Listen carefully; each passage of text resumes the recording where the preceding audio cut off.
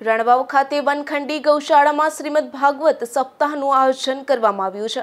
આ સપ્તાહ દરમિયાન અનેકવિધ કાર્યક્રમો યોજાઈ રહ્યા છે, જેમાં અનેક ભક્તો સહભાગી બની રહ્યા છે।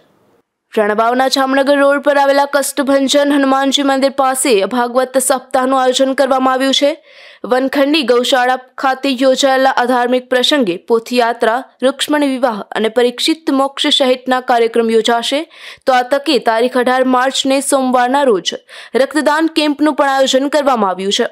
તો સપ્તાહ દરમિયાન ભજન સંધ્યા, રામધૂન, લોક ડાયરો, કાનગોપી રાસ અને દાંડિયા રાસ સહિતના કાર્યક્રમો પણ યોજાઈ રહ્યા છે। રાજુ કરવદ્રા, ગુજરાત ન્યૂઝ, રાણાવાવ। ગૌશાળા રાણાવાવ અને આ શ્રી વનખંડી ગૌશાળાના ટ્રસ્ટીઓ દ્વારા આ ભાગવત કથાનું આયોજન કરેલ છે અને આ ગૌશાળા છે રાણાવથી જામનગર તરફ રસ્તા ઉપર છે, જ્યાં શ્રી કષ્ટભંજન હનુમાન મંદિરની બાજુમાં આયોજન કરેલ છે।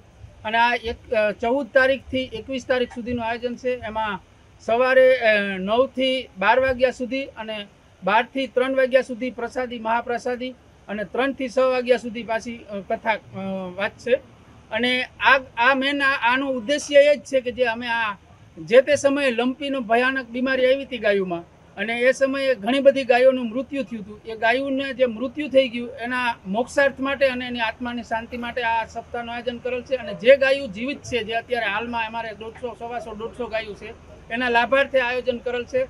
અને રોજ રાત્રિના કાર્યક્રમ છે, એમાં રાજભા ગઢવી જેવા અને ગોપાલ સાધુ અને અનેક કલાકારો છે, કાનગોપીના અને દાંડિયારાસ જેવા પ્રોગ્રામો છે રોજ રાત્રિ। એટલે આ જાહેર આમંત્રણ આપીએ અમે, અને અહીંયા આવી અને આ ગૌશાળાને એક વખત વિઝિટ કરો, જોવો। અમે આ 1.5 જ વર્ષમાં આ ગૌશાળો કેવો બનાવ્યો, કેવી રીતે, અને આ જેટલા કાર્યકર્તા 1.5 મહિનોથી ખડે પગે આ કાર્યક્રમ માટે આ બધું આયોજન કરવામાં, એટલે ખાસ ભાવભર્યું આમંત્રણ છે। આનો ઉદ્દેશ્ય એક જ છે કે આ જે ગાયું લંપીના કારણે જે ગાયું મરી ગયું હતું, જે મૃત્યુ પામ્યું, એના મોક્ષાર્થ માટે છે।